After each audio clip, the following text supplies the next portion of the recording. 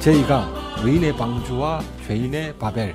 사람이 원죄를 범한 이후 세상은 죄악 가운데 점점 더 악해져 갔다. 하나님께서는 사람을 지으신 것을 한탄하기에 이르셨고 급기야는 홍수로 세상을 심판하셨다. 온 땅은 다시 물로 뒤덮여서 그것은 사실상 땅이 혼돈하고 공허하며 흑암이 깊음 위에 있었던 창조 이전으로의 역행이었다. 그래서 하나님께서는 방주에 승선하여 생존했던 노아를 포함한 그 가족 8명으로부터 새로운 역사를 시작하셨다. 그러나 홍수 이후에도 마찬가지였다. 죄로 감염된 사람들은 하나님의 말씀을 여전히 불신하고 바벨을 높이 쌓고 있을 뿐이었다. 4장 16절부터 어둠, 가인 후손의 족보. 성경은 역사를 압축하여 족보로 보여준다. 먼저는 어둠의 족보를 기록하고 이어 빛의 족보를 기록하여 둘을 대조한다. 그럼으로써 흑암에서 빛을 창조하셨던 하나님의 섭리가 이어지고 있음을 드러낸다. 모든 족보에 등장하는 인물들의 공통점은 하나님의 말씀대로 모든 사람이 죽었다는 것이다. 이 족보들에서는 이름 뒤에 부연 설명이 달린 인물들이 중요하다. 두 족보에는 부연 설명이 달려있는 두 동명이인 에녹과 라멕이 각각 등장한다. 16절 가인이 여호와 앞에서 떠나 에덴 동쪽 노 땅에 거주하니 17절 아내와 동침함에 에녹을 낳은지라. 가인이 성을 쌓고 그 아들의 이름으로 성을 이름하여 에녹이라 하니라. 가인은 노 땅에 거주하면서 에녹을 낳았다. 그가 쌓은 성 이름도 아들의 이름과 동일하게 에녹성으로 지었다. 그래서 주변 사람들은 가인과 그 후손들이 사는 그 지역을 가리켜 에녹이라고 불렀다. 아들의 이름이 땅의 이름도 되었던 것이다. 그렇게 가인과 그 후손들은 오직 이 땅에 이름을 남기기 위해서 모든 것을 투자하는 사람들이었다. 19절 라멕이 두 아내를 맞이하였으니 하나의 이름은 아다요 하나의 이름은 실라였더라. 20절 아다는 야발을 낳았으니 그는 장막에 거주하며 가축을 치는 자의 조상이 되었고 21절 아우의 이름은 유발이니 그는 수금과 퉁소를 잡는 모든 자의 조상이 되었으며. 라멕은 야발과 유발을 낳았다. 야발은 가축을 치는 자의 조상으로서 목축업 등의 1차 산업의 기원이 되었다. 유발은 수금과 퉁소를 잡는 모든 자의 조상으로서 세속 문화의 기원이 되었다. 라멕이 또 다른 아내에게서 낳은 두발 가인은 구리와 쇠로 여러 가지 기구, 각양 날카로운 기계를 만드는 금속 무기 제조업의 기원이 되었다. 그의 누이 나아만은 그 이름이 재미있다는 의미로 향락을 추구하는 사람들의 기원이 되었다. 가인의 후손 라멕은 하나님께서 허락하신 부부의 형태였던 일부 일처제를 깨뜨리고 일부 다처제의 기원이 되었다. 23절 라멕이 아내들에게 내 목소리를 들으라. 나의 상처로 말미암아 내가 사람을 죽였고 나의 상함으로 말미암아 소년을 죽였도다. 24절 가인을 위하여는 벌이 7배일진데 라멕을 위하여는 77배이로다. 라멕이 두 아내에게 했던 말을 가리켜 칼의 노래 혹은 악인의 노래라고 한다.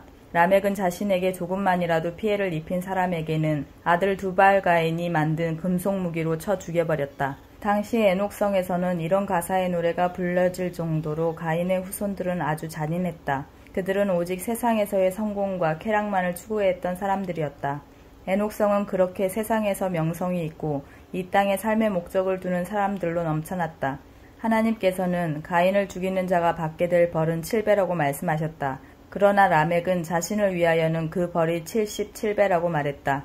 그는 마치 하나님과 같이 말했다. 아니 하나님을 능가한다는 듯이 말했다. 스스로 하나님이 되는 것, 그것이 바로 원죄였다. 4장 25절부터는 빛, 셈의 후손의 족보가 나옵니다. 25절 아담이 아들을 낳아 셋이라 하였으니 하나님이 내게 가인을 죽인 아벨 대신에 다른 씨를 주셨다. 26절 셋도 아들을 낳고 그의 이름을 에노스라 하였으며 그때의 사람들이 비로소 여호와의 이름을 불렀더라. 에노스라는 이름은 죽을 수밖에 없는 존재라는 의미입니다.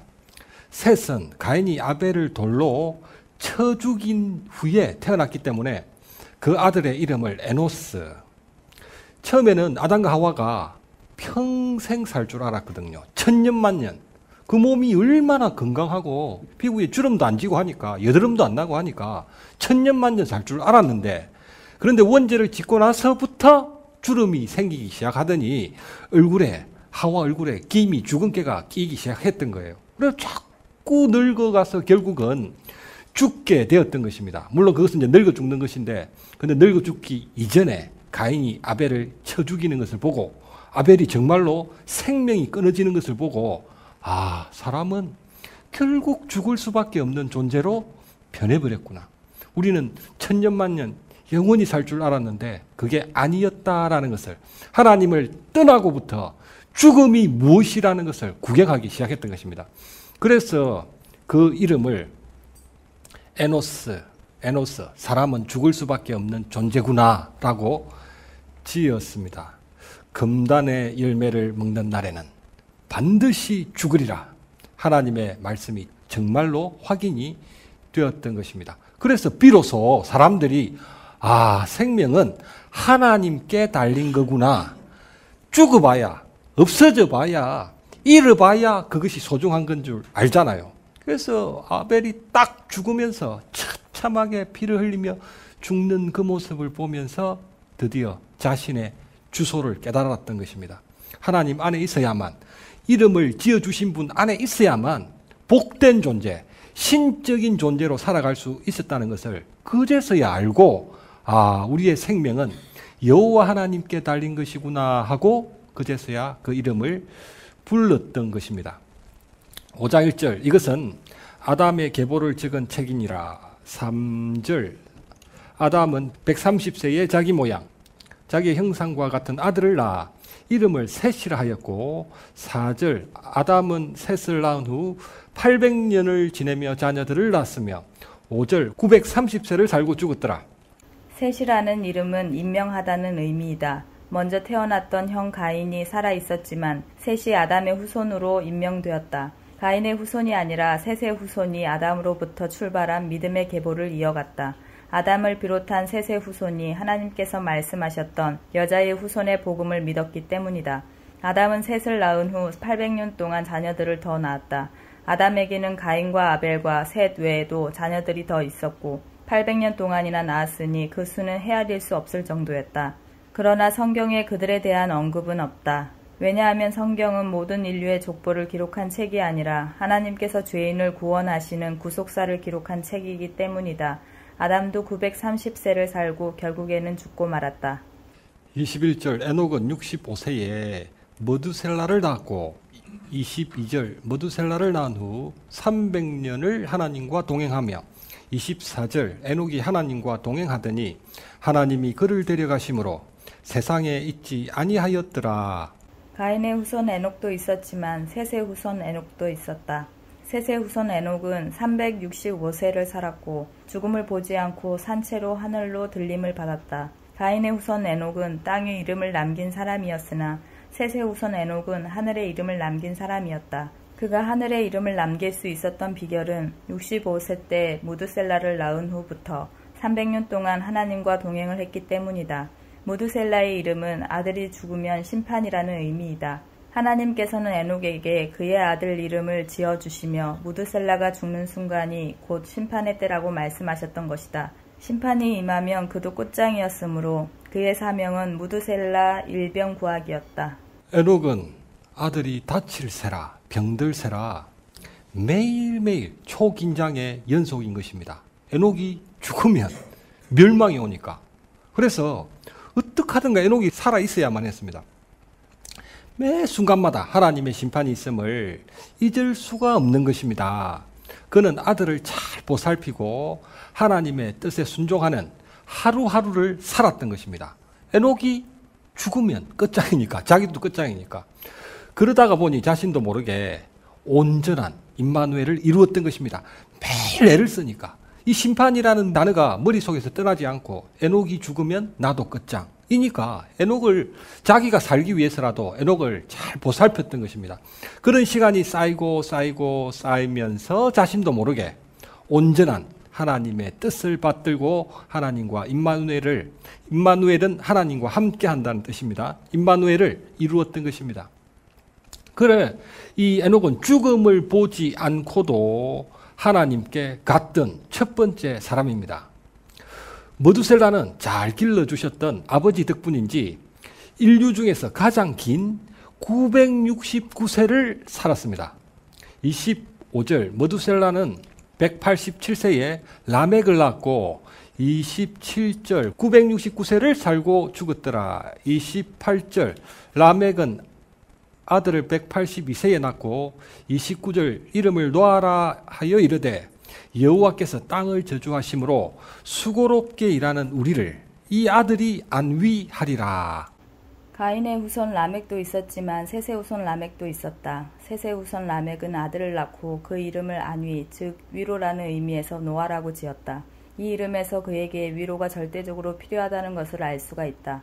수고로이 일하지 않은 사람들이 수고로이 일하는 그들에게 위로가 필요하도록 만들었기 때문이다.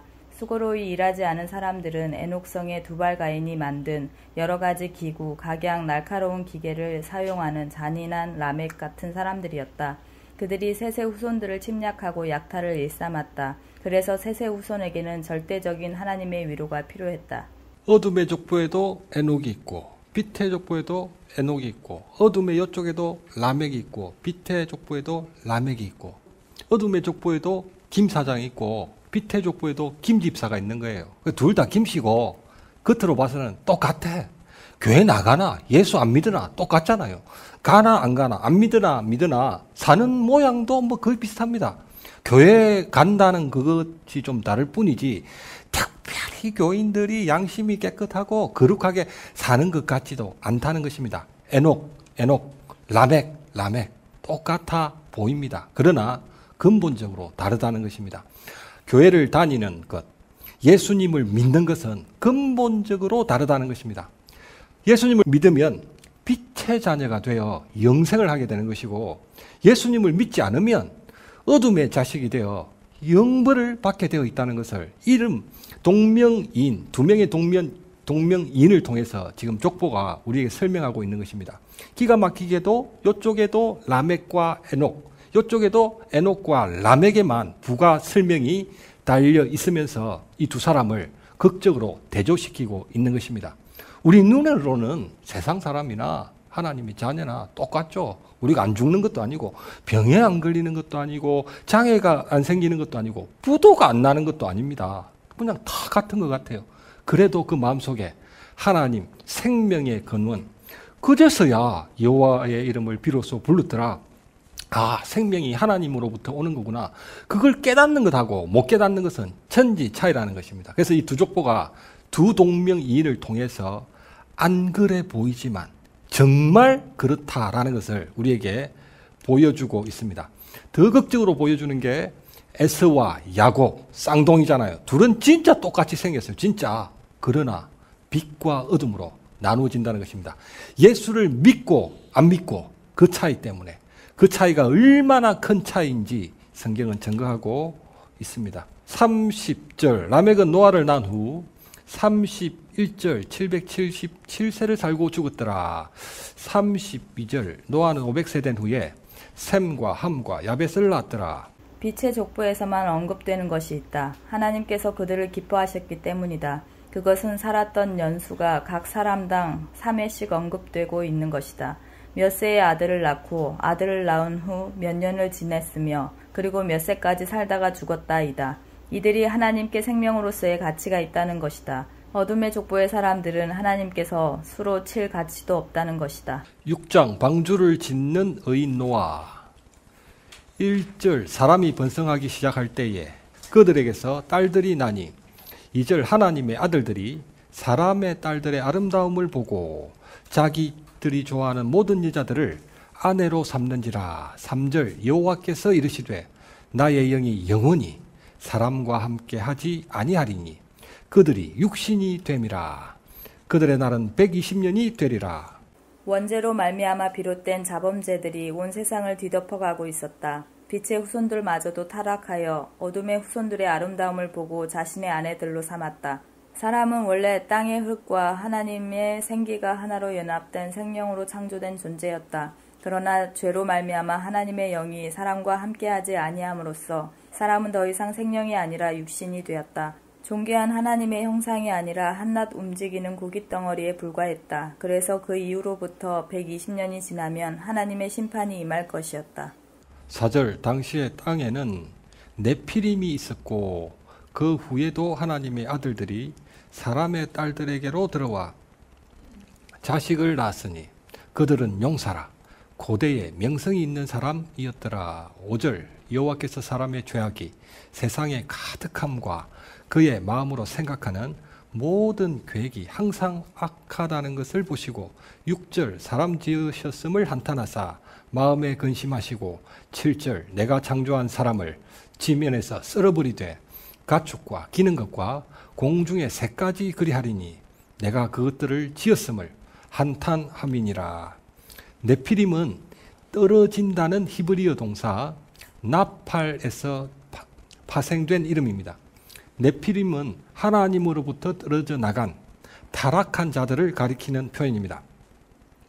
그들은 힘이 센 거인족 속으로 영어 성경에는 자이언트로 번역을 했습니다.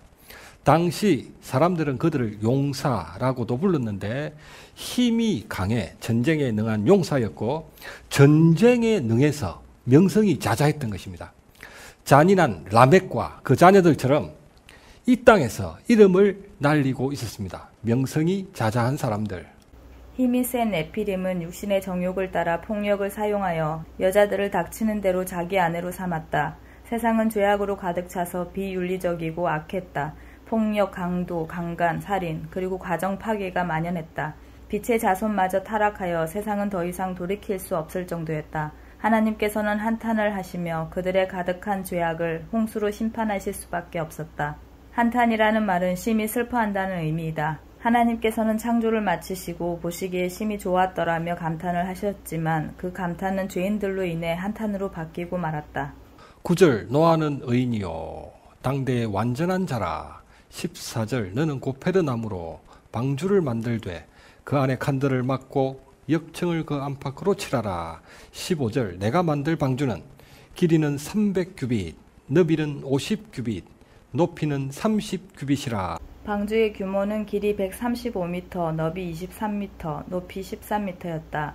그 길이는 축구장보다 좀 길었고 그 너비는 축구장의 3분의 1 정도였다. 그 높이는 3층이었고 그 넓이는 농구 코트 20배 정도였다. 그 길이와 너비와 높이의 비율이 아주 놀랍다. 길이가 너비의 6배, 높이의 10배였는데 놀랍게도 현재의 대형 선박의 안전 설계 비율과 동일하다. 방주의 재료로 사용되었던 목재는 고페르 나무였다. 나무의 이름을 히브리어로 언급한 것은 정확하게 이 나무가 무슨 나무인지를 모르기 때문이다. 아마도 잘 썩지 않는 삼나무일 것이라고 추정할 뿐이다. 방주의 모양은 긴 직육면체 나무 상자였고 안팎에는 방수제인 역청을 칠했다. 방주는 벼락이보다는 마치 검은 관처럼 보였다. 방주는 심판 속에서의 구원의 영역이었고 죽음으로 우리의 죄를 대속하셨던 예수 그리스도를 상징했다. 17절 내가 홍수를 땅에 일으켜 땅에 있는 것들이 다 죽으리라. 18절 그러나 너와는 언약을 세우리니 그 방주로 들어가고 22절 하나님이 명하신 대로 다 준행하였더라. 방주에 승선했던 사람은 8명이었다. 노아와 그 아내 그리고 세 아들들과 세 며느리들이었다. 남자 넷과 여자 넷 단 4부부만 승선했다는 것이 의미가 있다. 당신은 힘이 센 남자들이 폭력을 써서라도 아름다운 여자를 아내로 삼던 일부 다처제의 때였다. 그럼에도 불구하고 노아와 세 아들들은 일부 일처를 고수하고 있었다. 그렇다면 당시 인구는 얼마나 되었을까? 통계학자들이 족보를 연구한 결과는 홍수는 창조 후 1656년 만에 일어났던 사건이었다. 최소한으로 잡아도 10억이었고 최대한으로 100억 정도였다. 그 평균인 50억이었다고 가정한다면 지금의 인구와 비슷하다. 홍수는 전 지구가 물에 잠겼고 전 인류가 물로 심판받았던 엄청난 천재지변이었다. 창세기 2장 5절과 6절 여호와 하나님이 땅에 비를 내리지 아니하셨고 땅을 갈 사람도 없었으므로 들에는 초목이 아직 없었고 밭에는 채소가 나지 아니하였으며 안개만 땅에서 올라와 온 지면을 적셨더라. 노아는 하나님의 말씀대로 큰 방주를 짓고 있었습니다. 사람들은 노아를 미친 사람으로 취급을 했습니다. 이봐 노아가 정신을 놓아버렸어. 이 당시에는 홍수뿐만이 아니라 비 자체가 온 적이 없었기 때문입니다. 노아 뭐해? 엄청난 홍수가 있을 것이야. 그래서 내가 지금 방주를 짓고 있어. 홍수가 뭔지를 모르는데 엄청난 홍수가 있을 것이라면서 방주를 짓는다는 겁니다. 이 비는 노아 홍수 때에 처음 내린 것입니다. 한 번도 본 적이 없는 비와 홍수를 대비하여 그 큰 방주를 짓고 있는 노아가 정상으로 보일 리가 없었던 것입니다. 마태복음 24장 37절부터 39절. 노아의 때와 같이 인자의 맘도 그러하리라. 홍수전에 노아가 방주에 들어가던 날까지 사람들이 먹고 마시고 장가들고 시집가고 있으면서 홍수가 나서 그들을 다 멸하기까지 깨닫지 못하였으니 인자의 맘도 이와 같으리라. 마지막 때의 불신자들은 심판 직전까지도 노아 때와 같이 심판을 아무도 믿지 않는다. 세상이 너무 악해져서 하나님의 말씀을 한 사람도 믿지 않는 시대가 오는 것이다. 그러나 하나님께서 말씀하신 이상 반드시 심판은 임한다. 당시 이 홍수에 대한 하나님의 말씀은 금단의 열매를 먹는 날에는 반드시 죽는다는 말씀을 믿는 것과도 동일했다. 하나님께서는 반드시 홍수가 일어날 것이라고 말씀하셨고 노아는 그 말씀을 온전히 믿었다. 그랬기 때문에 하나님께서 자기에게 명하신 대로 다 준행하였던 것이다. 사탄은 역시 결코 일어나지 않을 것이라고 속삭였다. 심판은 죄를 지어서 받는 것이 아니다. 하나님의 말씀을 믿지 않았기 때문에 받는 것이다. 최근에 받았던 한 질문 중에 하나는 우리는 한국 사람인데 왜 그 이스라엘에서 수입해온 그런 종교를 믿어야 되느냐라는 그런 질문을 받았습니다. 그것은 창조를 모르기 때문에 할 수밖에 없는 말씀인 거죠. 창조를 모르기 때문에. 우리는 하나님으로부터 창조되어졌고 이 세상의 유일한 종교는 기독교밖입니다. 그런데 그것을 모르는 전제에서는 얼마든지 그렇게 하는 게 당연하겠죠.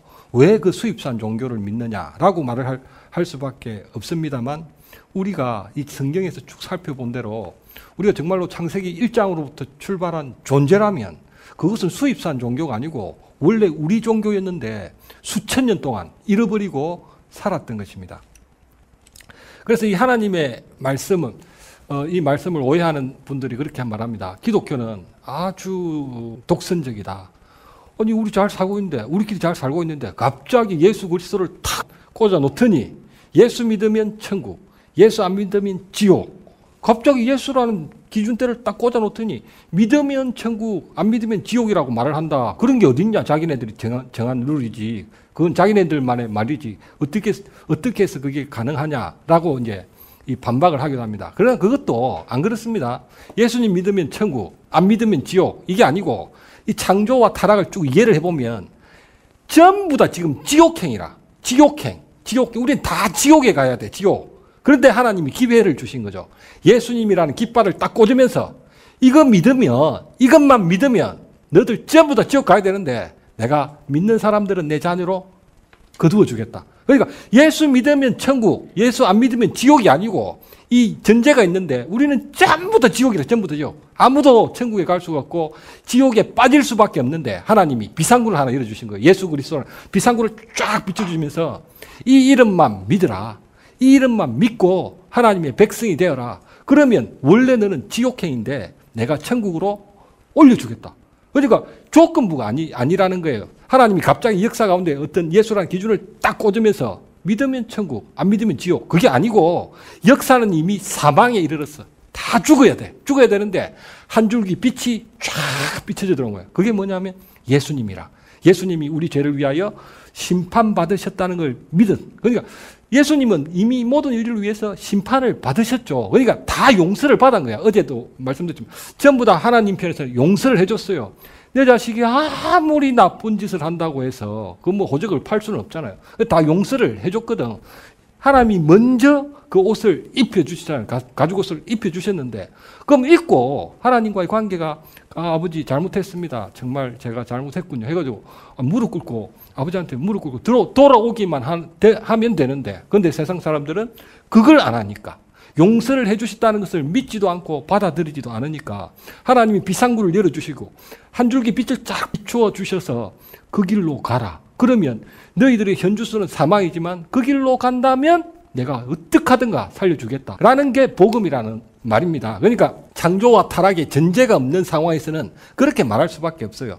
왜 그 수입산, 이스라엘에서는 수입산 종교를 믿느냐. 또 하나, 왜 기독교는 우리 잘 살고 있는데 뜬금없이 갑자기 예수 그리스도라는 깃발을 하나 딱 꽂더니 믿으면 천국, 안 믿으면 지옥. 도대체 그 논리가 뭐냐라고 생각할 수 있는데 그건 창조와 타락을 모르기 때문에 그렇게 말을 할 수밖에 없다는 것입니다. 그래서 우리는 죄를 안 짓고 살 수가 없습니다. 없지만은 그럼 죄를 짓는다고 해서 지옥에 가는가? 그게 아니죠. 여기 앉아있는 저와 여러분들도 이때까지 살면서 지은 죄만 해도 뭐 셀 수도 없죠. 그러나 그럼에도 불구하고 하나님의 은혜가 큰 거죠. 원래 내 자식이었으니까 너희들이 용서를 구하면 내가 용서해 주겠다 하는 게 예수님의 십자가라는 것입니다.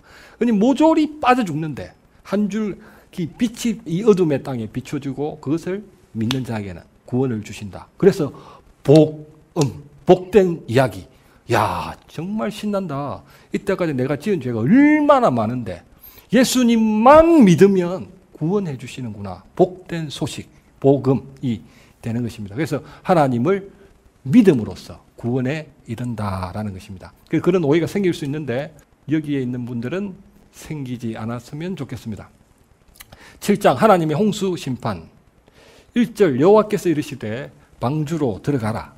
6절 홍수가 땅에 있을 때에 노아가 600세라. 7절 노아는 아들들과 아내와 며느리들과 함께 방주에 들어갔고 11절 노아가 600세 되던 해에 둘째 달 17일이라 큰 기품의 샘이 터지며 하늘의 창문들이 열려 12절 40주야를 비가 쏟아졌다. 17절 홍수가 40일 동안 계속되었다. 방주가 땅에서 떠올랐고 21절 생물이 다 죽었으니 24절 물이 150일을 땅에 넘쳤더라. 홍수는 노아의 600세 때에 일어났다. 에녹의 아들 무드셀라가 죽자 정말로 심판이 일어났다. 방주는 노아가 세 아들을 낳았던 500세 이후부터 홍수가 일어나던 600세까지 지었다. 노아는 약 100년 동안이나 방주를 지으며 미쳤다는 말을 들었다. 홍수는 지금으로부터 약 4500년 전 노아 600세 2월 17일에 비가 쏟아지고 큰 기품의 샘들이 터지며 하늘의 창문들이 열리면서 시작되었다. 40일 동안 비가 쏟아지면서 모든 지면이 150일 동안 물에 잠겨 하늘과 땅의 모든 생물을 쓸어버렸다. 그렇다면 모든 지면을 덮을 정도의 그 많은 물이 어디에서 생겼을까? 먼저 큰 기품의 샘들에서 터져나왔다. 홍수 이전에는 비가 오지 않았다. 그럼에도 에덴에 수많은 식물들이 자랐고 열매들을 맺었다. 땅에서 올라온 안개가 온 지면을 적실 정도로 지하수가 풍성했기 때문이다. 그 풍성한 지하수가 터져 큰 기품의 샘들로 솟구쳐 올랐다. 11절 하늘의 창문이라는 말은 홍수의 문이라는 의미입니다. 하나님께서는 창조 둘째 날에 물 가운데에 창공을 창조하셔서 창공 아래의 물과 창공 위의 물로 나누셨다고 했습니다. 노아의 홍수가 있기 전에는 창공 위에, 우리 하늘 위에 수증기막 혹은 수청이 존재했던 것입니다. 그 수청이 지구 바깥을 둘러싸고 있는 수증기막이라면 그 물이 얼마나 많겠습니까? 그 수청이 빵 하고 지구로 쏟아지기 시작했던 것입니다. 40일 동안이나 그 물이 얼마나 많았던지 40일 우리가 겪어본 어떤 폭우보다도 곱하기 폭우 같은 그런 이제 비가 내렸던 거예요. 온 지면이 150일 동안이나 물에 잠겼고 방주를 타지 못했던 하늘과 땅의 모든 생명체는 죽을 수밖에 없었습니다. 현재도 에베레스트 산이나 아라랏산 높은 산지에서 물고기나 바다 생물 화석이 발견된다. 산에서 채광하는 시멘트의 원료인 석회석은 바로 산호초의 화석이기 때문에 그 지역은 원래 바다 밑에 있었다는 증거이다. 현재 지표면의 75%가 홍수에 대한 퇴적층이라는 것도 마찬가지 결과다. 이러한 것들을 볼 때 그 홍수가 얼마나 컸는지를 짐작할 수 있다. 홍수로 인해 궁창 아래에 있던 물과 궁창 위에 있던 물이 다시 합쳐져 버렸습니다. 원래 합쳐져 있었잖아요. 근데 하나님이 그 사이에 창공을 만드시고 물을 둘로 나누어 놨거든요. 근데 그 물이 다시 합쳐져 버렸습니다. 이것은 창조 이전으로 돌아가 버렸다라는 뜻입니다. 창조 이전에는 뭐가 있었어요? 흑암, 혼돈, 공허가 있었잖아요. 다시 그 세상으로 돌아가 버린 것입니다. 하나님의 말씀이 선포되기 이전의 세상으로 돌아가 버렸다는 것입니다. 8장 1절. 하나님이 노아와 모든 들짐승과 가축을 기억하사 하나님이 바람을 불게 하심에 물이 줄어들었고 2절 깊음의 샘과 하늘의 창문이 닫히고 하늘에서 비가 그침에 3절 물이 땅에서 물러가고 150일 후에 줄어들고 4절 일곱째 달 17일에 방주가 아라랏산에 머물렀으며 5절 물이 점점 줄어들어 열째 달 1일에 산들의 봉우리가 보였더라.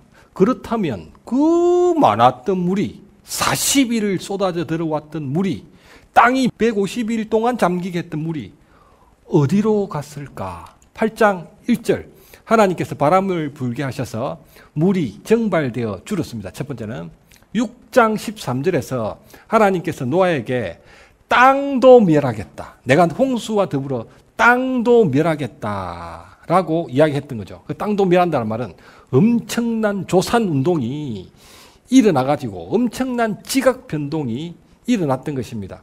시편 104편 6절부터 8절 옷으로 덮음같이 주께서 땅을 깊은 바다로 덮으심에 물이 산들이로 솟아올랐으나 주께서 꾸짖으시니 물은 도망하며 주의 우레소리로 말미암아 빨리 가며 주께서 그들을 위하여 정하여 주신 곳으로 흘러갔고 산은 오르고 골짜기는 내려갔나이다. 해일, 화산 폭발, 융기, 침강 등의 조산 운동으로 인해 산은 더욱 올라갔고 골짜기는 더욱 내려갔다. 육지가 더 도두어져서 수면이 낮아졌다. 해저가 더 내려가면서 수면은 더더욱 낮아졌다. 과학자들의 말을 빌리자면 극지방의 자장으로 인해 물이 극으로 끌려가 빙산이 되었다. 그래서 빙산이 다 녹으면 온 지면이 또 물에 잠길 수도 있다. 그러나 그런 일들은 생기지 않는다. 왜냐하면 하나님께서 다시는 물로 심판하지 않으시겠다고 약속하셨기 때문이다. 7절 까마귀를 내놓음에 까마귀가 땅에서 물이 마르기까지 날아 왕래하였더라. 8절 그가 또 비둘기를 내놓아 9절 온 지면에 물이 있으므로 비둘기가 돌아오는지라. 10절 또 7일을 기다려 다시 비둘기를 내놓음에 11절 저녁때에 비둘기가 돌아왔는데 그 입에 감람나무 새 잎사귀가 있었습니다. 노아가 물이 줄어든 줄 알았으며 12절 또 7일을 기다려 비둘기를 내놓음에 다시는 돌아오지 아니하였더라. 까마귀는 육지 냄새를 기가 막히게 맡는다. 그래서 고대로부터 선원들이 바다에서 육지의 방향을 알아내는 데에 까마귀를 이용했다. 비둘기는 원거리 비행이 불가능하다. 그래서 비둘기는 선원들이 바다에서 육지가 근방에 있는지를 알아내는 데에 이용했다. 만약 선원들이 날려보냈던 비둘기가 다시 돌아온다면 그 근방에는 배가 상륙할 육지가 없다는 의미였다. 노아는 돌아온 비둘기가 그 잎에 물고 온 감람나무 새의 잎사귀를 보고 물이 줄어들었다는 것을 알았다. 새로 난 잎사귀는 물에 떠다니는 것이 아니라 나무에 붙어 있는 것이기 때문이다. 비둘기가 감람나무의 새 잎사귀를 딸 수 있을 정도로 감람나무가 수면 위로 드러났던 것이다. 13절 601년 첫째 달 1일에 땅 위에서 물이 그친지라. 14절 둘째 달 27일에 땅이 말랐더라. 18절 노아가 그 아들들과 아내와 그 며느리들과 함께 나왔고 19절 땅의 동물도 그 종류대로 나왔더라. 노아의 홍수 기사에는 구체적인 날짜가 기입이 되어 있습니다. 왜냐하면 역사적인 사실이기 때문입니다. 노아 홍수가 역사적인 사실이라는 증거는 많이 있습니다. 터키에 있는 아라랏산, 아까 그 방주가 머물렀다는 아라랏산, 실제로 터키에 있습니다. 항상 만년설로 덮여 있고 이란, 이라크, 러시아의 국경지대에 위치하고 있습니다. 그런데 현재 터키 정부에서는 아라랏산에 탐사를 금지하고 있습니다. 그래서 아라랏산을 탐사하기가 쉽지 않습니다. 그러나 그 산 아래에 사는 마을 주민들은 그 아라랏산을 가리켜서 방주의 산이라고 부르고 있습니다. 그리고 그 산 어딘가에는 방주가 있다는 사실에 대하여 전혀 의심하지 않습니다. 왜냐하면 자기네들 선조들이 직접 방주를 보고 그 사실들을 후손들에게 전해주었기 때문입니다.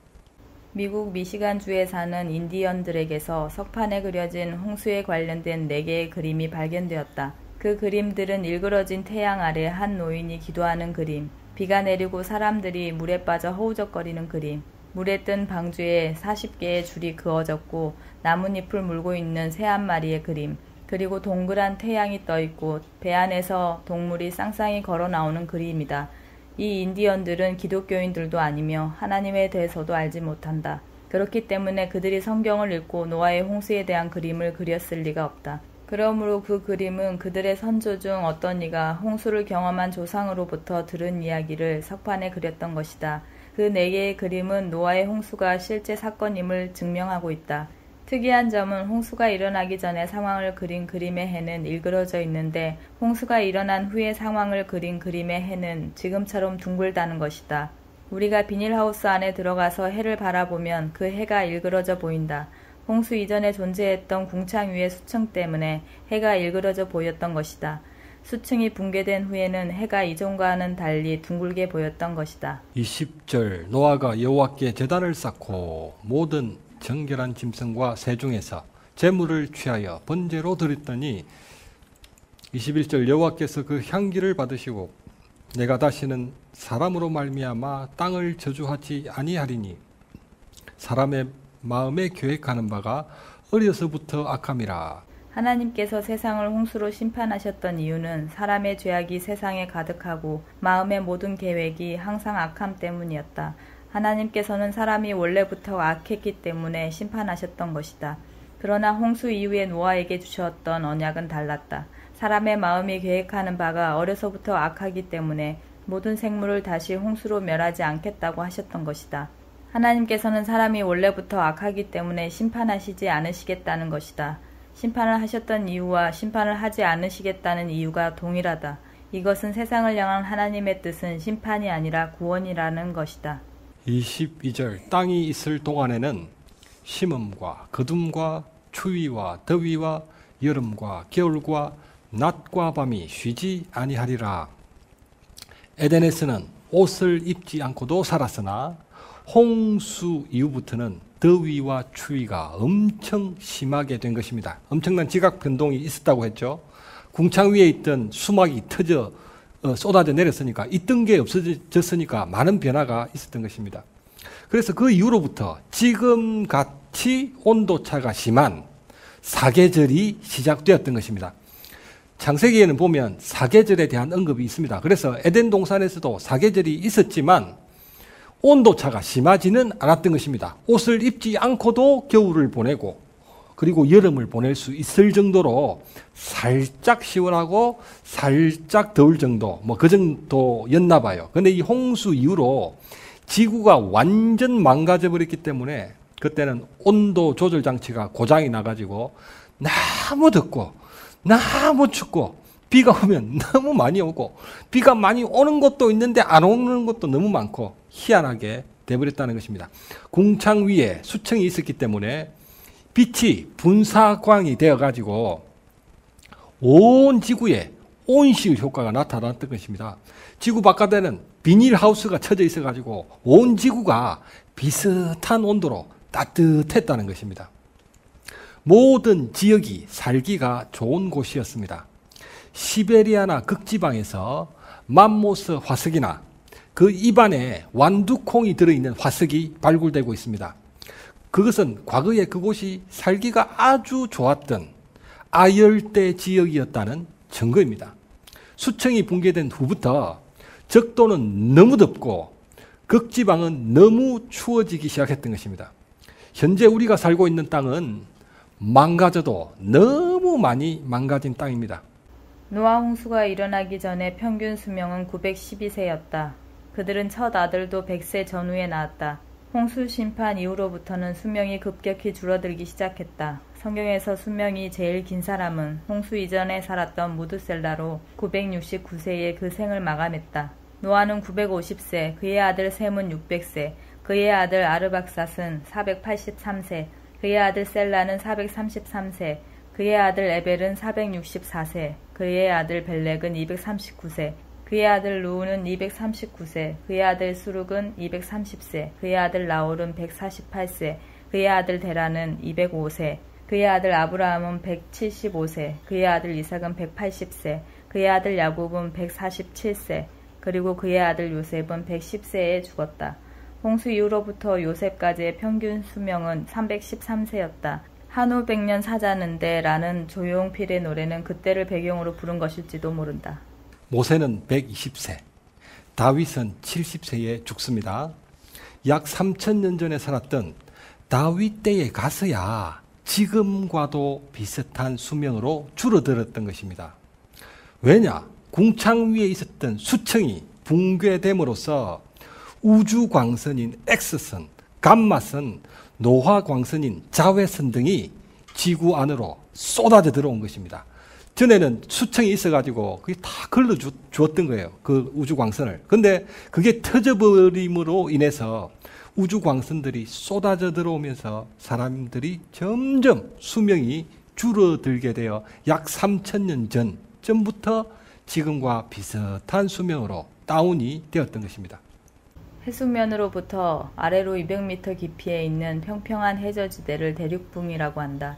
대륙붕이 끝나는 지점으로부터 심해가 시작된다. 홍수 이전의 사람과 생물은 바로 이 대륙붕 지역에서 살았다. 현재는 홍수 이전에 비해 해수면이 200m나 높아진 것이다. 석유와 석탄을 화석연료라고 한다. 그 성분들은 생명체에서 나온 화합물들이다. 석유는 굉장히 많은 동물들이 많은 물과 함께 엄청난 열과 압력을 갑자기 받아서 생겼다. 석탄은 굉장히 많은 나무들이 공기가 차단된 상태에서 엄청난 열과 압력을 갑자기 받아서 생겼다. 적당히 많은 동식물로는 화석연료가 될 수가 없고 엄청난 동식물이 한꺼번에 매몰되어야만 화석연료가 될 수 있다. 대륙붕에서 석유가 많이 나는 이유는 홍수 이전에 그곳에서 많은 사람과 생물이 살았기 때문이다. 현재까지의 석유와 석탄의 산출량을 따져보면 홍수 이전의 동물들은 그 체구가 엄청나게 컸던 것입니다. 그 개체수도 엄청나게 많았던 것입니다. 날개가 1m짜리 잠자리 화석이 발견되었습니다. 그런 화석은 많아요. 그 화석을 생각해 보면 그 당시에 얼마나 짐승들이 컸는지 생각해 볼 수 있습니다. 식물들도 엄청나게 컸습니다. 너무나도 울창했습니다. 그래서 노아가 그 큰 방주를 만들 수가 있었던 거예요. 시베리아나 북극 지방에서 석유가 많이 나오는 이유도 홍수 이전에 그 지역에 큰 동물이 엄청나게 살았기 때문입니다. 중동은 에덴이 있던 곳입니다. 지구의 수도가 있던 곳입니다. 그래서 세계 최대 석유 산출국들이 모여 있는 것입니다. 방주에 타지 못했던 공룡이나 맘모스 등의 큰 동물, 큰 나무들은 화석연료가 되어버린 것입니다. 작은 공룡들은 방주에 올라타서 생존했지만 큰 공룡들은 홍수 때 수몰되었다. 생존했던 작은 공룡들마저도 추위나 기온 변화에 적응하지 못해서 얼마 지나지 않아 멸종되었다. 공룡은 변온동물이기 때문에 지금과도 같은 기상 조건에서는 생존이 불가능하다. 공룡이 인류에 알려진 것은 200년 전부터였다. 그런데 500년 전에 스페인에게 멸망된 잉카 문명의 무덤 돌장식장에서 완벽한 공룡 그림이 발견되었다. 세계 도처의 공룡에 대한 기록들도 많다. 진화론자들은 1억 3천만 년 전에 공룡이 멸종했으며 사람은 약 200만 년 전쯤에 등장했다고 주장한다. 둘은 1억 2,800만 년의 간격이 있어서 사람과 공룡은 만난 적이 없어야 한다. 그러나 미국 텍사스주 팔룩시 강변에서 공룡과 사람의 발자국이 나란히 찍힌 화석이 발견되었다. 사람과 공룡은 동시대에 함께 살았다는 말이다. 그 사람의 발자국 길이는 무려 380mm로 지금보다는 훨씬 큰 체격의 사람들이 살았던 것이다. 최근에는 티라노사우루스 허벅다리 뼈를 발견했는데 그 뼈에 살점이 붙어 있었다. 진화론자들은 그 살점이 1억 3천만 년 동안 썩지 않고 보존되었다고 한다. 그러나 이 세상에는 그런 살점은 없다. 살점이 붙어 있었다는 것은 진화론자들의 기대와는 달리 죽은 지 얼마 되지 않았다는 의미이다. 욥기 40장 15절부터 24절. 이제 소같이 풀을 먹는 베헤못을 볼지어다. 내가 너를 지은 것 같이 그것도 지었느니라. 그것의 힘은 허리에 있고 그 뚝심은 배에 힘줄에 있고 그것이 꼬리치는 것은 백향목이 흔들리는 것 같고 그 넓적다리 힘줄은 서로 얽혀 있으며 그 뼈는 놋관 같고 그 뼈대는 쇠막대기 같으니 그것은 하나님이 만드신 것 중에 으뜸이라. 그것을 지으시니가 자기의 칼을 가져오기를 바라노라. 모든 들짐승들이 뛰노는 산은 그것을 위하여 먹이를 내느니라. 그것이 연잎 아래에나 갈대 그늘에서나 늪 속에 엎드리니 연잎 그늘이 덮으며 시내 버들이 그를 감싸는도다. 강물이 소용돌이 칠지라도 그것이 놀라지 않고 요단 강물이 쏟아져 그 입으로 들어가도 태연하니 그것이 눈을 뜨고 있을 때 누가 능히 잡을 수 있겠으며 갈고리로 그것의 코를 꿰를 수 있겠느냐. 17절 그것이 꼬리치는 것은 백향목이 흔들리는 것 같고 레바논의 백향목은 엄청나게 높이 곱게 뻗어 자라는 나무입니다. 그런데 꼬리가 그 나무 같다는 거예요. 꼬리가 18절 그 뼈는 놋관, 놋파이프 같고 동파이프 같고 그 뼈대는 쇠막대기, 철근 같으니 19절 그것은 하나님께서 만드신 것 중에 으뜸이라. 으뜸이라는 말은 문맥상 가장 큰 짐승이라 라는 뜻입니다. 15절 이 짐승 이름이 베헤못입니다. 베헤못. 이거는 히브리어인데 성경 이 원어인데 히브리어. 우리말로 왜 베헤못이라고 그대로 옮겨놨느냐 번역을 안 해놓고 학자들도 베헤못이 무슨 동물인지를 모르는 것입니다. 그래서 원어 그대로 써놓은 것입니다. 이걸 하마라고 할 수도 없고 전에 성경은 이걸 하마라고 했거든요. 그런데 하마가 절대로 아니죠. 하마 꼬리 상상해 보십시오. 하마 꼬리가 백향목 같겠습니까? 하마 꼬리는 돼지 꼬리하고 똑같잖아요. 그런데 그 꼬리가 엄청나게 높이 자라는 나무 같고 라고 했거든요. 옛날 성경에서 하마라고 했는데 말도 안 되는 말입니다. 자, 이게 욥기 성경인데 욥이 살았던 때는 욥기가 구약 성경에서 위치한 그 지점은 18번째 책이지만 욥이 살았던 시대는 실제로 홍수 후 600년 정도에 살았습니다. 욥은 실제로 장세기 때 산 사람이에요. 그래서 이 욥이 그 당시에 생존해 있던 공룡과도 같은 베헤못을 직접 본 거예요. 그래서 너무 신기해서 그 기록을 남겨놓은 게 지금 성경 안으로 들어와 있다는 것입니다. 우리 청소년들이 성경에는 공룡이 없잖아요. 이런 생각을 가질 수 있는데 성경에는 공룡보다 더 공룡 같은 공룡이 들어가 있습니다. 단지 베헤못 이래 놓으니까 이 지구과학에서는 공룡을 이야기하는데 성경에는 그런 것도 없이 그냥 기독교인들이 지어낸 이야기 아니에요 하는데 절대로 그렇지 않습니다. 성경에 답이 있습니다. 9장 하나님의 무지개 언약 1절 하나님이 노아와 그 아들들에게 복을 주시며 이르시되 생육하고 번성하여 땅에 충만하라. 3절 모든 산동물은 너희의 먹을 것이 될지라. 4절 그러나 고기를 핏째 먹지 말 것이라. 사람은 원래 채식만 하도록 창조되었다는 것을 지난 시간 배웠습니다. 홍수 심판 이후부터는 육식을 하나님께서 허락하셨습니다.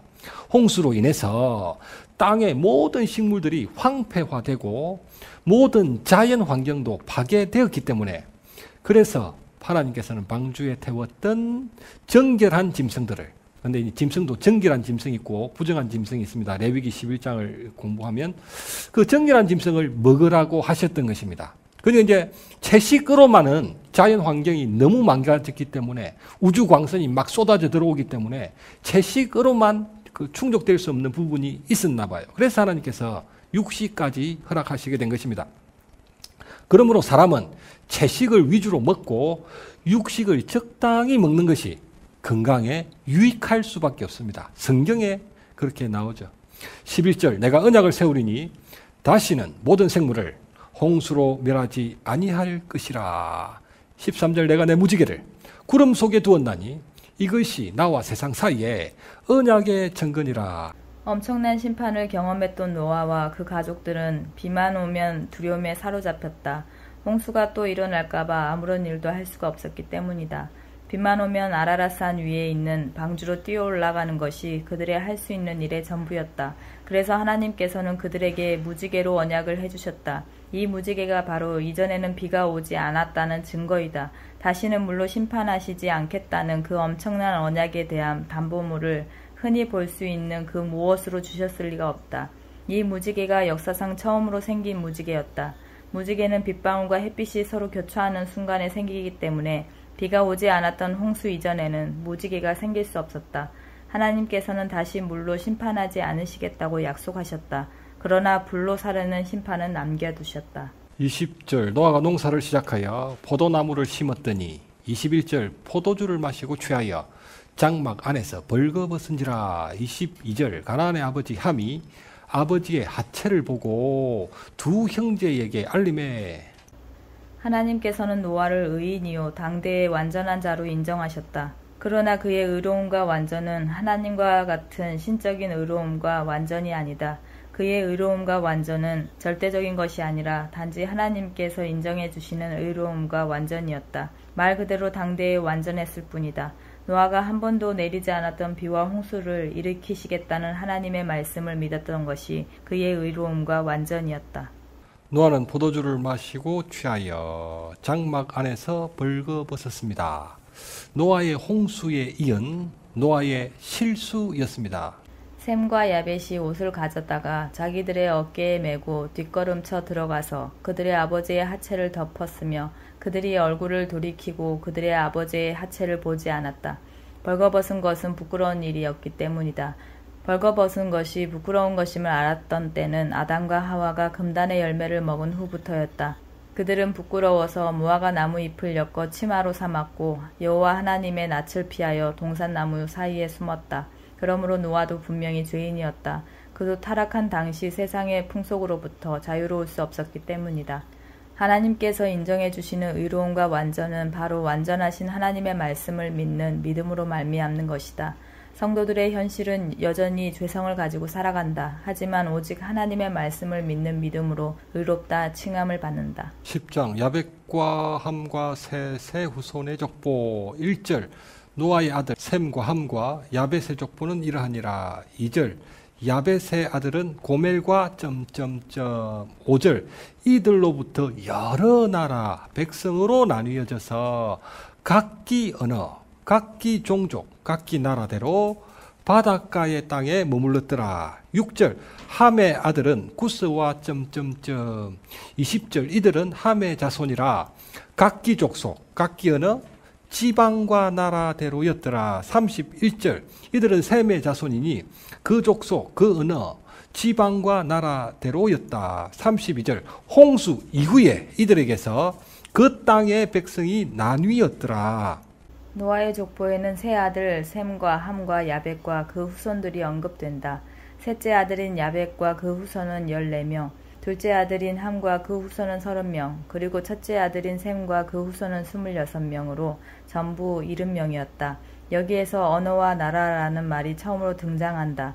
언어가 나누어짐으로써 여러 민족으로 흩어졌고 여러 나라가 형성되어 처음에는 70개 언어와 70개 민족과 70개 나라로 흩어졌다. 족보에 등장하는 이름들은 각 민족들의 시조가 되었다. 이 족보는 현재 인류학자들에게 가장 정확한 인류사 근원에 대한 정보로 평가받고 있다. 여기서 말하는 인류학자는 기독교인 인류학자만을 말하는 것이 아니라 불신자들 중에서 그 인류학자들도 이 족보를 좋은 정보로 그렇게 여기고 있다는 것입니다.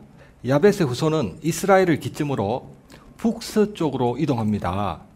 유럽과 아메리카에 정착하게 됩니다. 함의 후손은 이스라엘을 기점으로 남쪽으로 이동하여 아프리카에 정착한 것입니다. 셈의 후손은 이스라엘을 기점으로 동쪽으로 이동하여 아시아에 정착했습니다. 그 야벳의 후손은 유럽인들, 백인들, 그리고 함의 후손들은 흑인들, 그리고 셈의 후손들은 지금 황인종, 동양인들이 된 거죠. 현재 세계 지도를 보면 왼쪽에는 유럽이 있고 오른쪽에는 아시아가 있고 아래쪽에는 아프리카가 위치하고 있습니다. 그리고 그 딱 중앙이 바로 이스라엘이 위치하고 있다는 것입니다. 그래서 이스라엘을 가리켜 지구의 배꼽이라고 부르기도 하는 것입니다. 지구의 땅 모양만 봐도 성경하고 일치하고 있습니다. 그런데 여기 이 족보에서 세 아들을 언급하는 순서가 셋째 야벳으로부터 시작하여 첫째 셈으로 마치게 됩니다. 성경에서는 이 서열을 중요시 여기거든요. 항상 장자가 먼저고 항상 권세 있는 자가 먼저 나오는데 이 족보는 거꾸로 되어 있다는 것입니다. 왜 역순으로 언급했을까? 8절 구스가 니므롯을 낳았으니 그는 세상의 첫 용사라. 9절 그가 여호와 앞에서 용감한 사냥꾼이 되었으므로 속담에 이르기를 아무 개는 여호와 앞에 니므롯같이 용감한 사냥꾼이로다. 10절 그의 나라는 시날 땅의 바벨과 12절 레센을 건설하였으니 이는 큰 성읍이라. 족보에서는 부연 설명을 달아놓은 두 사람이 등장한다. 니므롯과 벨렉이다. 그들이 중요한 인물이라는 의미이며 그들은 언어가 혼잡해지고 민족과 나라가 나누어진 바벨 사건과 밀접한 관계가 있다. 니므롯은 고대 중근동 세계에서 가장 큰 도시들을 정복하고 바벨을 중심으로 강력한 성과 나라를 건설했던 절대 군주였다. 그는 홍수 심판으로 인해서 모조리 멸망했지만 다시 세상에 태어난 첫 용사였다. 그는 명성이 있는 사람으로 불렸던 네피림이었다. 니므롯이라는 이름은 대적자라는 의미이다. 여호와 앞에서, 즉 여호와께 맞서서 대적할 정도였고 하나님의 형상인 사람을 학살했던 용감한 사냥꾼, 즉 잔인한 사냥꾼이었다. 그는 당시에 속담이 될 정도로 하나님을 대적하고 사람들을 학살을 일삼았다. 이 니므롯이 바로 바벨을 건설하여 하나님을 대적했던 일의 주동자였다. 10장 25절 에벨은 두 아들을 낳고 하나의 이름을 벨렉이라 하였으니 그때에 세상이 나뉘었으며 바로 그때에 온 세상이 여러 민족, 여러 언어로 나누어지게 되었다는 것입니다. 벨렉의 아우 이름은 욕단이며 족보에서 부연 설명이 달린 또 한 사람이 벨렉이다. 벨렉은 히브리어 팔락이라는 동사로부터 파생된 이름이다. 팔락은 언어의 분열을 의미한다. 노아는 아담의 10대 손이었고 벨렉은 아담의 15대 손이었다. 족보를 더듬어 보면 벨렉은 홍수로부터 102년 후에 태어났다. 홍수 후 약 100년 후 벨렉이 출생하기 직전인 주전 약 2248년에 언어가 나뉘어졌던 바벨 사건이 발생했다. 당시 언어가 갑자기 나누어지고 그 결과로 민족과 나라로 나누어지는 일로까지 이어져서 그 충격은 실로 대단했다. 그래서 에벨은 그 사건 직후에 낳은 아들의 이름을 언어 혼잡이라는 의미에서 벨렉으로 지어주었다. 이 벨렉은 홍수로부터 102년 후에 태어난 사람이었는데 벨렉이 태어나기 직전에 이 바벨 사건이 있었던 거예요. 그러니까 언어가 갑자기 70개로 어느 날 나뉘어진 것입니다. 우리는 글로 읽어서 별 느낌이 없지만 실제로 그 사람들은 얼마나 충격을 받았겠습니까? 어제 사람들이 모여서 내일 우리 한라산 등반할까? 3명이서 말을 맞추었던 거예요.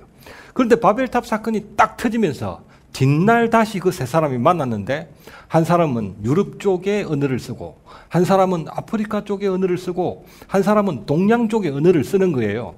어제까지만 해도 노가리 까고 이야기했는데 뒷날 만났는데 말이 안 통하는 거야, 말이. 그 당시 살았던 사람들에게는 엄청난 충격이었던 것입니다. 그래서 바벨 사건 직후에 태어났던 아들이 있었는데 그 아들 이름을 벨렉, 언어의 혼잡, 언어의 분열이라는 뜻에서 벨렉이라고 지어주었던 것입니다. 11장 바벨을 쌓는 죄인 니므롯. 1절 온 땅에 언어가 하나요 말이 하나였더라.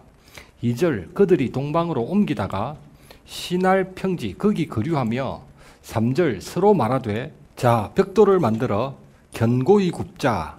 벽돌로 돌을 대신하며 역청으로 진흙을 대신하고 4절 성읍과 탑을 건설하여 그 탑 꼭대기를 하늘에 닿게 하여 우리 이름을 내고 온 지면에 흩어짐을 면하자. 시날 평지는 유프라테스 강과 티그리스 강이 나누어지는 지점이다. 바로 그곳에 바벨론이 건국되었고 지금의 이라크가 그 역사를 이어가고 있다. 이라크의 독재자 후세인이 자신들을 가리켜 바벨 제국을 건설한 니므롯의 후세라고 자부했던 모습이 방송에 나오기도 했다. 바벨을 쌓던 사람들의 우리 이름을 낸다는 말을 직역하면 우리 스스로 혹은 우리를 위하여 이름을 내고이다. 창조 때부터 이름을 지음받은 존재는 이름을 지어주는 존재에게 다스림을 받는다는 의미였다. 그들은 자신들에게 사람이라는 이름을 지어주신 하나님의 다스림을 거부하고 하나님을 떠난 독립적인 삶을 추구했다. 이름을 낸다는 말은 네피림, 용사를 가리켜 명성이 있는 사람이라고 불렀던 것과도 동일했다. 흩어짐을 면하자는 말은 너희는 생육하고 번성하며 땅에 가득하여 그 중에서 번성하라는 하나님의 말씀을 정면으로 반박하는 것이었다.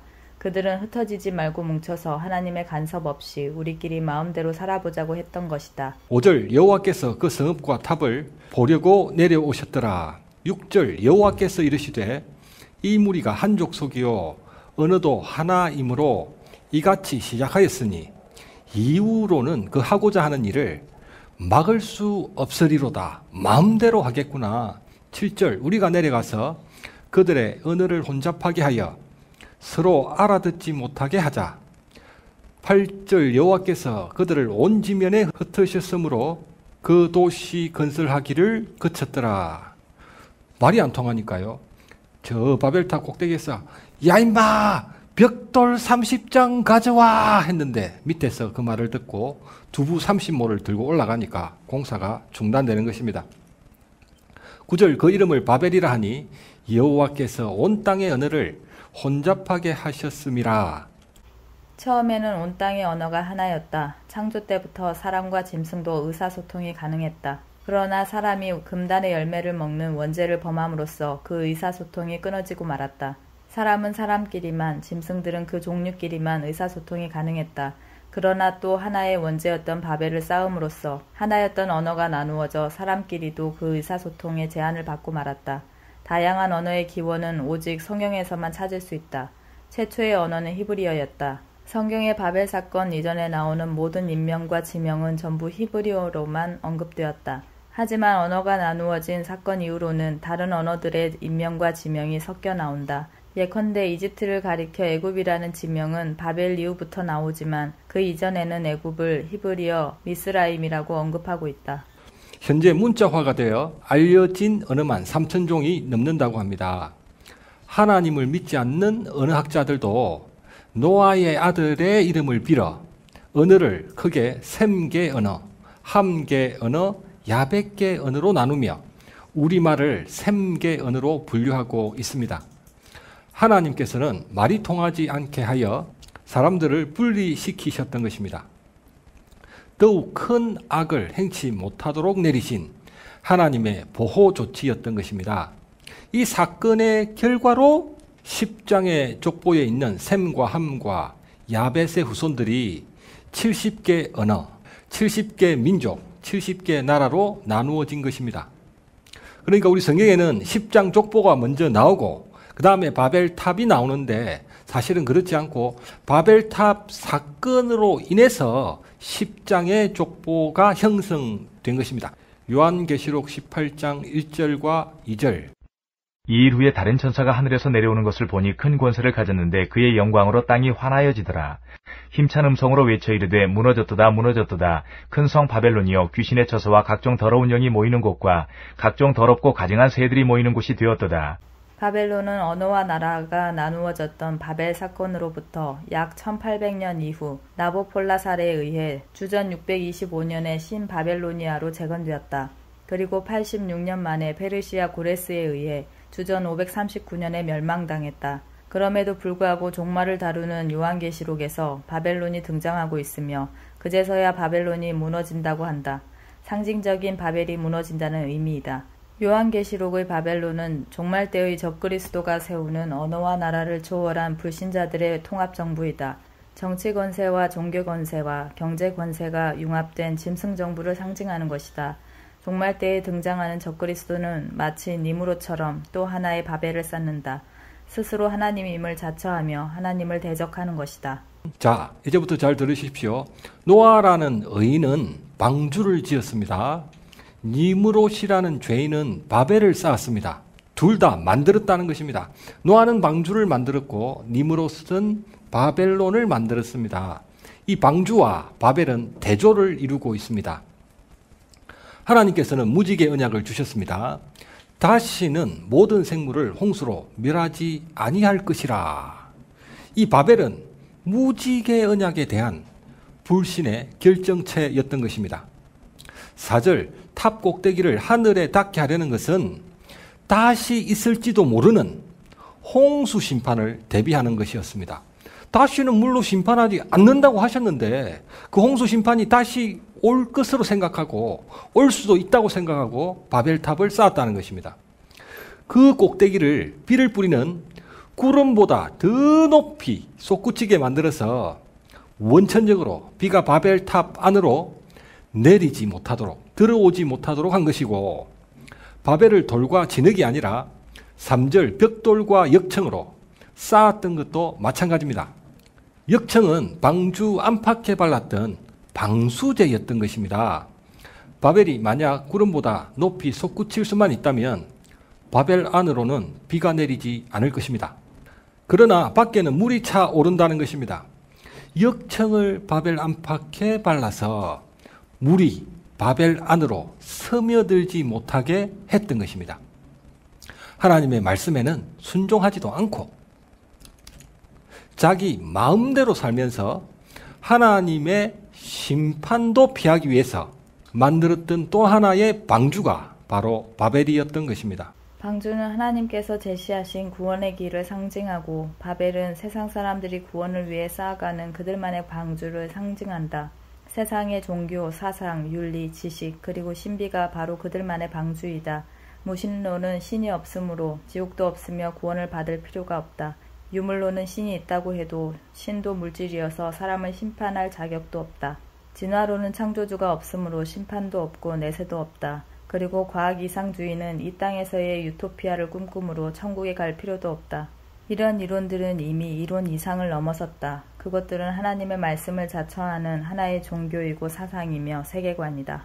10절 셈의 족보는 이러하니라. 셈은 100세의 아르박삿을 낳고 32절 데라는 205세가 되어 하란에서 죽었더라. 또 하나의 족보가 나옵니다.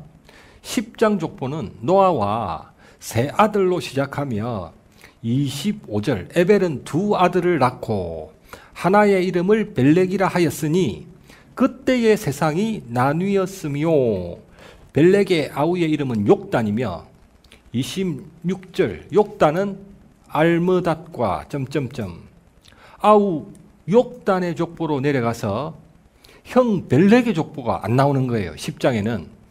그래서 바벨 사건 이후에 다시 언급합니다. 11장 10절 셈의 족보는 이러하니라. 14절 셀라는 30세에 에벨을 낳았고 16절 에벨은 34세에 벨렉을 낳았고 18절 벨렉은 30세에 러우를 낳았고 이 10장 족보는 에벨의 아들 욕단으로 이어갔지만 바벨 이후 11장 족보는 에벨의 아들 벨렉으로 이어져 갔던 것입니다. 바벨 사건을 경계로 나누어진 두 족보는 서로 대조되고 있습니다. 여기에서도 어둠의 족보와 빛의 족보의 순서가 지켜지고 있습니다. 셈의 후손 중에서도 벨렉의 후손만이 믿음의 계보를 이어갔다는 것입니다. 빛의 족보의 특징인 살았던 연수도 언급됩니다. 그 나머지들은 어둠의 족보의 사람들로 하나님을 대적하는 편으로 흘러갔다는 것입니다. 바벨 사건 직전의 족보에서 한 특이한 점이 있었다. 셋째 야벳으로부터 첫째 셈으로 그 서열이 역순으로 언급되었다. 야벳과 함의 후손들은 어둠의 계보를 계속 이어갔고 셈의 후손들도 빛의 계보를 계속 이어갔다. 그러나 그 셈의 후손 중에서도 어둠의 계보와 빛의 계보로 또 나누어지고 말았던 것이다. 바로 그 사실을 극적으로 설명하기 위해서 그 서열을 역순으로 언급했다. 11장 7절 우리가 내려가서 그들의 언어를 혼잡하게 하자. 당신들을 가리켜 우리라고 하셨고 하자라는 의논형 동사를 사용했습니다. 하나님께서 당신을 우리라고 하시면서 하자라는 의논형 동사를 사용했을 때가 또 있었습니다. 사람을 창조하셨을 때입니다. 1장 26절 우리가 사람을 만들고 그들로 모든 것을 다스리게 하자. 언어를 혼잡케 하셔서 사람들을 흩으실 때에도 여느 때와 달리 사람을 창조하셨던 경우처럼 하나님께서는 신중하게 결정하셨던 것입니다. 사람을 창조하셨을 때와 같이 믿음으로 살아가는 새로운 백성의 창조를 목적으로 사람을 흩으셨다는 것입니다. 바벨을 쌓았던 죄인들은 심판받아 마땅했다. 하나님께서 혼잡을 언급하셨다는 것 자체가 그때에는 이미 궁창 위의 물과 아래의 물이 합쳐졌던 홍수 심판의 때와 마찬가지였다는 것이다.